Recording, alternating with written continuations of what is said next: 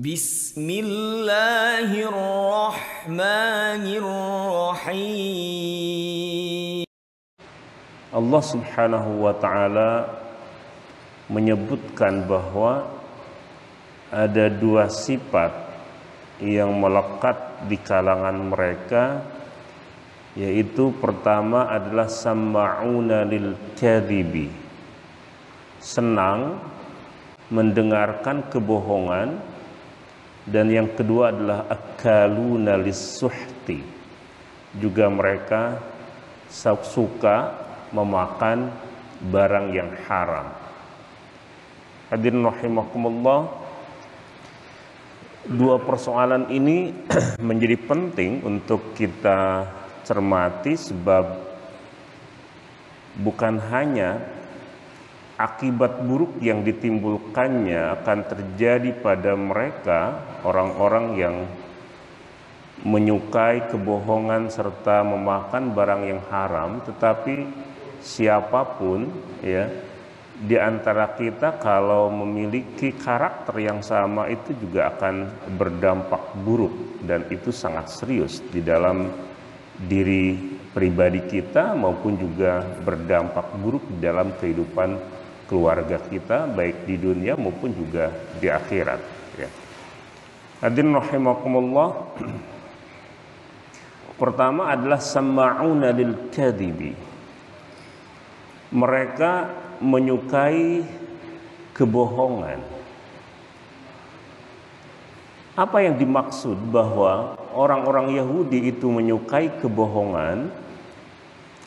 Ada beberapa makna yang disebutkan oleh para ahli tafsir berkenaan dengan persoalan ini. Yang pertama adalah bahwa hakim di kalangan mereka, jika ada perkara yang diajukan, tentu saja ini adalah dalam konteks pengadilan, dan dia tahu bahwa orang itu dalam keadaan yang salah, tetapi dia memberikan suap kepada sang hakim itu, maka hakim itu mendengar pembicaraannya, membenarkan ya apa posisinya, dan karena itu kemudian dia mengabaikan lawannya. Oleh karena itu maka as-suhtu yang nanti akan disebutkan itu adalah merupakan suap ya. Sehingga dengan cara itu mereka terbiasa untuk memakan harta yang haram dari hasil suap, dari hasil riswah ya. Dan dari situ kita tahu bahwa yang disebut dengan riswah, suap itu adalah membeli kebenaran. Jadi seseorang dalam keadaan posisinya itu salah, tetapi dia membayar sesuatu, maka dari kondisi yang salah itu kemudian dia dibenarkan. Inilah yang kemudian menjadi persoalan yang sangat serius, karena berarti dari posisi yang salah itu dia akan menjadi dibenarkan, hingga pada akhirnya lawannya yang benar itu akan disalahkan, dan karena itu kemudian bisa diponis dengan ponis yang bisa mencederai kehidupannya. Dan kita tahu bahwa persoalan tentang putusan pengadilan tergantung pada perkara yang diajukannya, dan itu bisa kemudian menghancurkan kehidupan seseorang dengan ponis yang dijatuhkan sang hakim kepada orang yang berperkara. Nah, jadi itu yang pertama ya. Karena itu maka menjadi sangat serius bahwa ar-rashi wal murtashi finna ya, bahwa orang yang menyuap dan yang disuap itu ada di dalam neraka. Kenapa? Karena persoalan ini. Nah, ini termasuk sama'una lil kadhibi. Yang kedua, makna atau di antara makna yang disebutkan oleh para ahli tafsir berkenaan dengan kalimat ini adalah berkenaan dengan al-fuqara, orang-orang yang fakir, orang-orang yang miskin, itu mereka menyenangi kebohongan-kebohongan dari orang-orang yang kaya. Jadi mereka mendatangi orang-orang yang kaya, kemudian orang-orang yang kaya itu bercerita tentang berbagai persoalan sesuai dengan hawa nafsu mereka. Mereka kemudian mendengarkannya dengan harapan itu mendapatkan imbalan, mendapatkan sesuatu dari orang-orang yang kaya itu. Oleh karena itu di dalam surat Al-Qalam itu disebutkan wala tuti'il mukadzibin wala tuti' kulla hallafim mahin hammazim masya'im binamim manna'ilil khairi mu'tadin athim utullim ba'da dzalika zanim an kana dza malin wa banin. Jadi ada beberapa orang yang memiliki sifat-sifat yang dilarang untuk diikuti, tetapi di akhirnya itu disebutkan an kana dza malin wa banin. Meskipun mereka itu adalah orang-orang yang memiliki banyak harta, memiliki banyak anak. Orang Arab, karakter kemuliaan seseorang itu dilihat dari pertama adalah kepemilikan harta yang banyak, yang kedua adalah kepemilikan anak laki-laki yang banyak. Jadi dua mereka kriteria dari kemuliaan seseorang. Ya. Nah, kecenderungannya adalah bahwa orang yang memiliki harta itu diikuti meskipun mereka tahu bahwa dia dalam keadaan berbohong. Gitu. Nah, jadi itu yang kedua ya.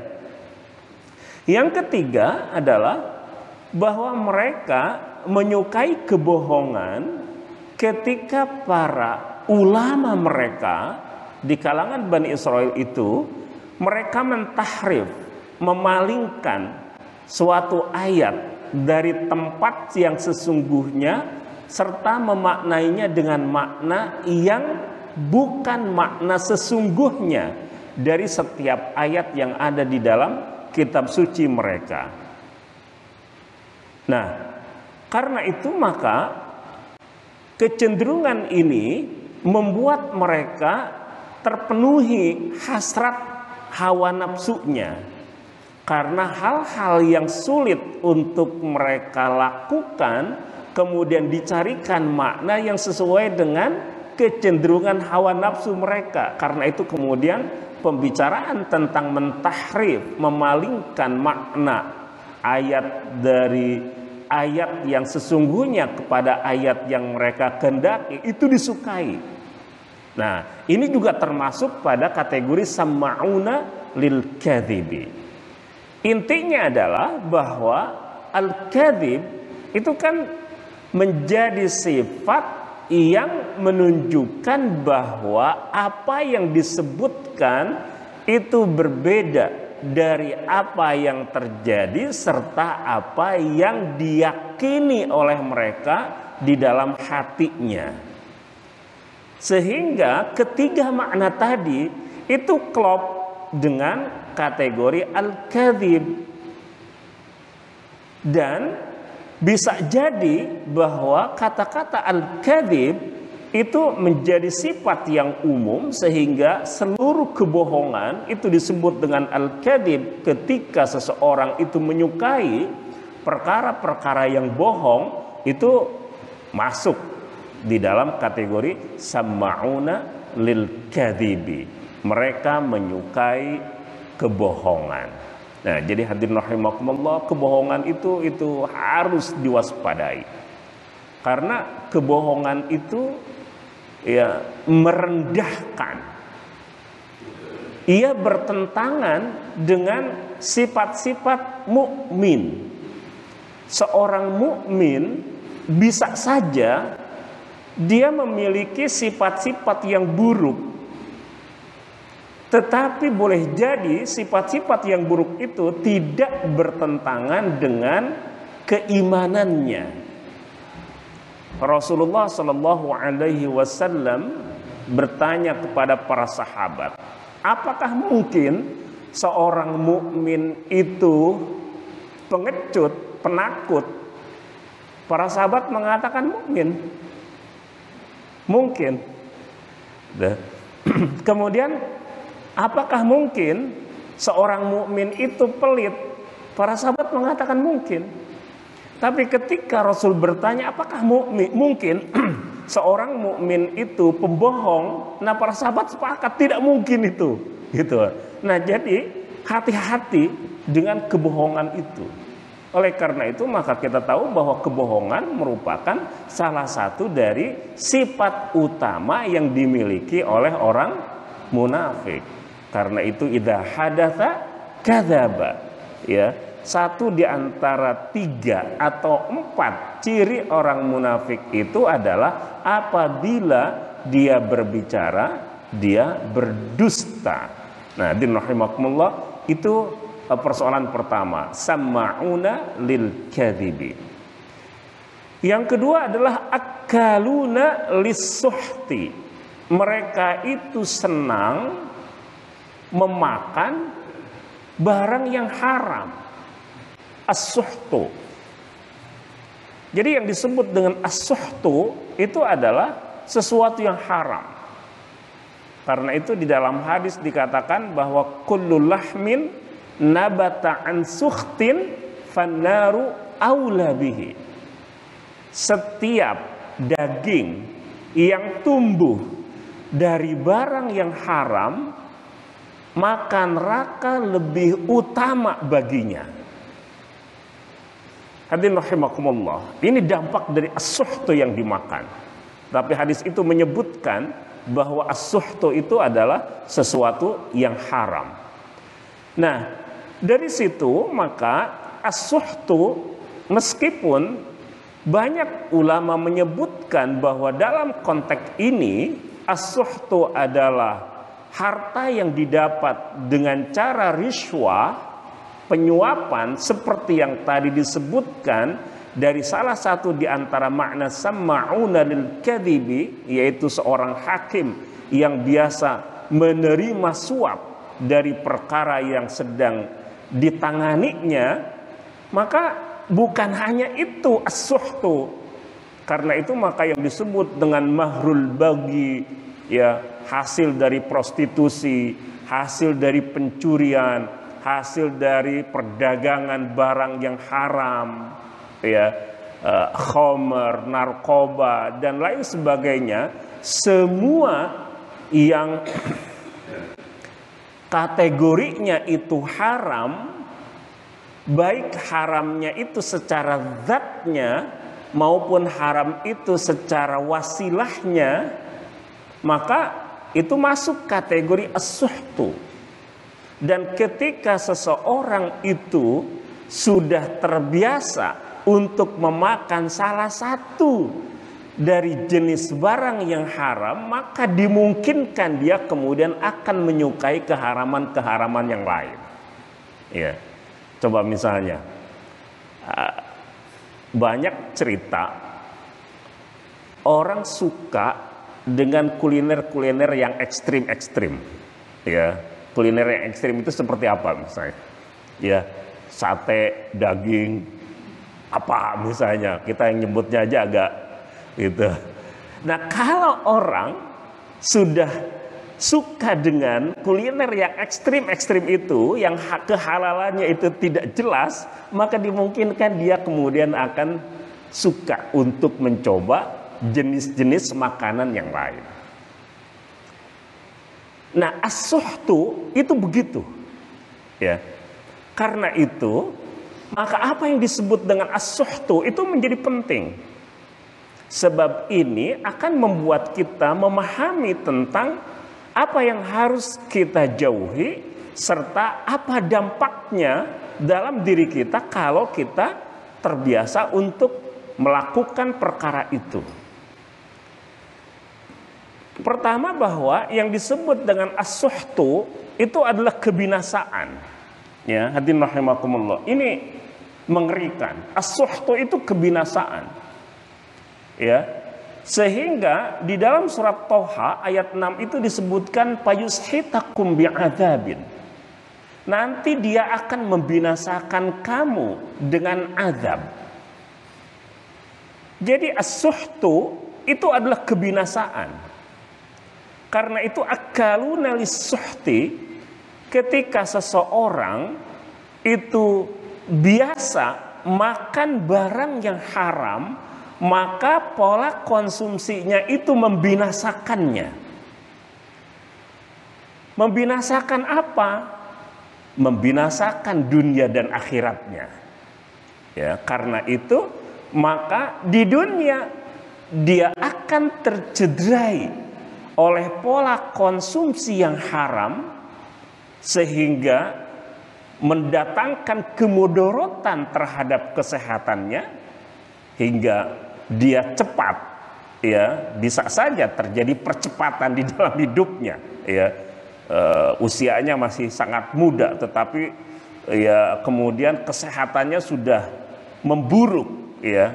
Oleh karena itu maka ada yang disebut dengan usia kronologis, ada yang disebut dengan usia biologis, ya. Usia kronologis itu adalah perputaran tahun yang dilewati di dalam hidupnya, ya, 4 tahun, 5 tahun, 10 tahun, 20 tahun, 40 tahun, ya. Usianya itu usia kronologis. Tetapi usia biologis itu adalah kondisi kesehatan di dalam jasadnya. Sehingga sangat mungkin orang yang usia kronologisnya masih sangat muda, tetapi kesehatannya sudah sangat buruk. Sangat mungkin orang yang usia kronologisnya sudah cukup tua, tetapi usia biologisnya itu masih muda. Ya. Hadirin rahimakumullah. Nah, maka as-suhtu di situ adalah akan membinasakan dunianya, apalagi kemudian akhiratnya. Nah, hadirin rahimakumullah, itu adalah as-suhtu. Ketika as-suhtu itu merupakan, ya, kebinasaan, ya. As-suhtu itu juga bisa kebinasaan dalam arti bahwa ia akan menghancurkan keberkahan dari harta atau dari harta yang didapatnya.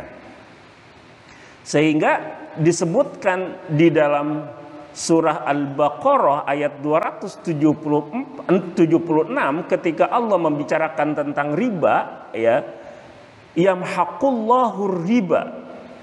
Jadi riba itu dibinasakan oleh Allah. Dibinasakan dalam arti apanya? Dibinasakan dalam arti keberkahannya. Karena itu, ya, yang dipahami oleh orang bahwa riba itu terus menumbuh kembangkan harta, itu salah. Sebab pada hakikatnya riba itu menghancurkan harta kekayaan, menghancurkan keberkahannya, meskipun sepertinya nominalnya itu tumbuh kembang. Oleh karena itu maka Allah menyebutkan yamhaqullahu riba wa yurbis shadaqat, yang akan terjadi tumbuh kembang dari harta yang dimiliki oleh seseorang itu adalah kalau harta itu disedekahkan. Nah, dari situ maka akaluna lis-suhti tentu saja bukan hanya sekedar bahwa orang itu makan, tetapi berarti orang itu akan memiliki harta yang diperoleh dari hasil yang tidak halal. Maka ketika seseorang itu mencari harta dari jalan yang tidak halal, maka keberkahannya akan hilang. Ya, dari situ maka as-suhtu ketika itu artinya adalah kebinasaan ini, ya, kebinasaan bagi dirinya dunia dan akhiratnya, ya, termasuk juga kebinasaan atas keberkahan harta yang dimilikinya. Hadirin rahimakumullah, ya. Yang kedua bahwa as-suhtu itu berarti juga adalah haram, ya, yahsulu minal ari, sehingga dia akan mendapatkan al-ar. Ar itu artinya adalah aib yang diakibatkan oleh as-suhtu, dari harta yang ia dapat kemudian dia konsumsi. Nah, ini artinya akan membuat seseorang itu tercerabut kemuliaan dirinya sebagai manusia. Nah, inilah yang tadi disebutkan di dalam hadis bahwa kullu lahmin nabata an suhtin fannaru aula bihi. Setiap daging yang tumbuh dari perkara yang haram, maka neraka itu lebih utama baginya. Kenapa neraka lebih utama baginya? Karena akan berdampak pada keburukan. Keburukan apa? Keburukan sikap dan perilakunya.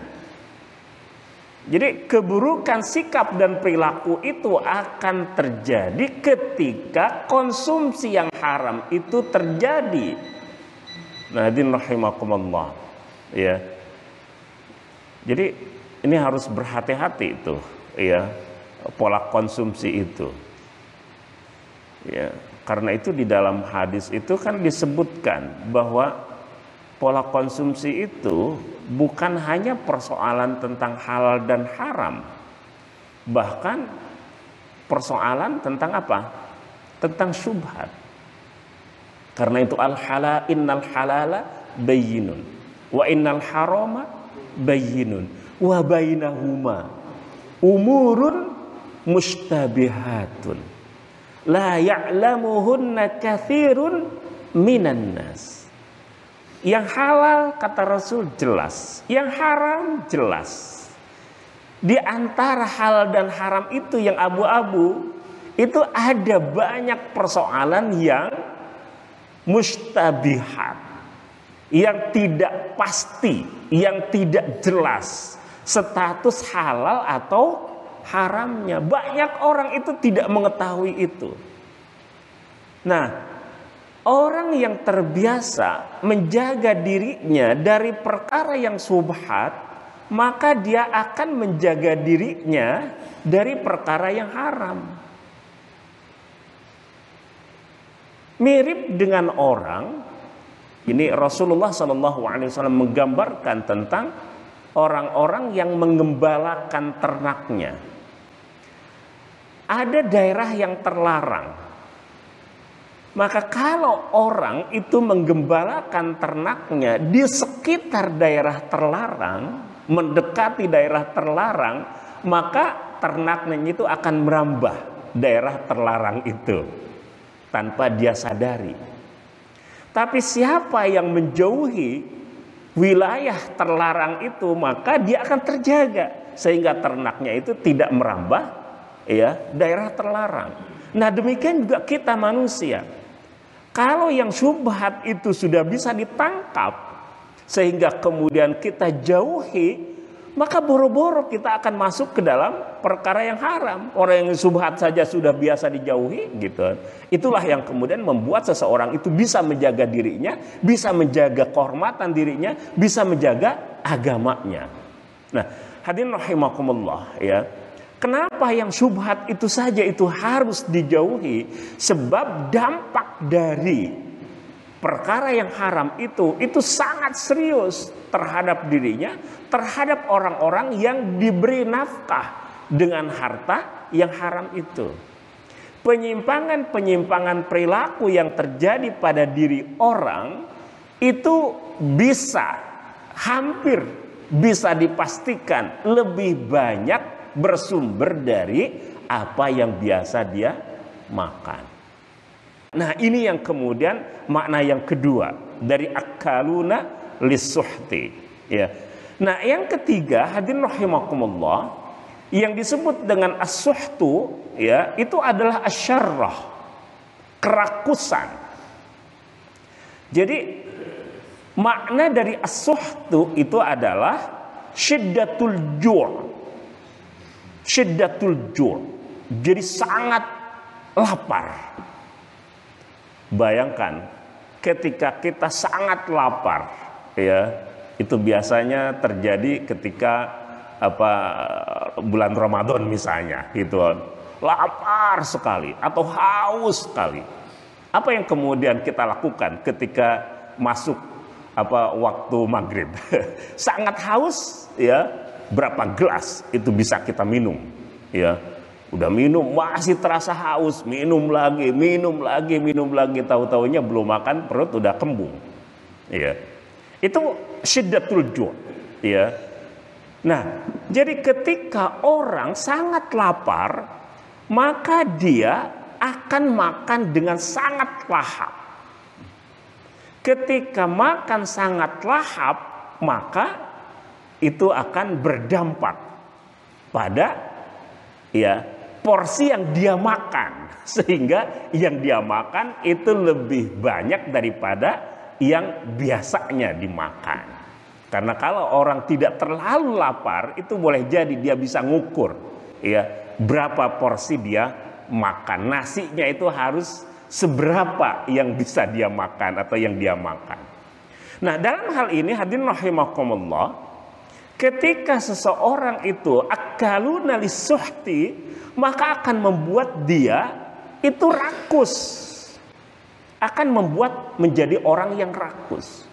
Ketika seseorang itu rakus, maka menjadi tidak penting halal atau haram, sehingga dia cenderung untuk mengambil setiap harta meskipun itu dia tahu sumbernya bukan harta yang halal.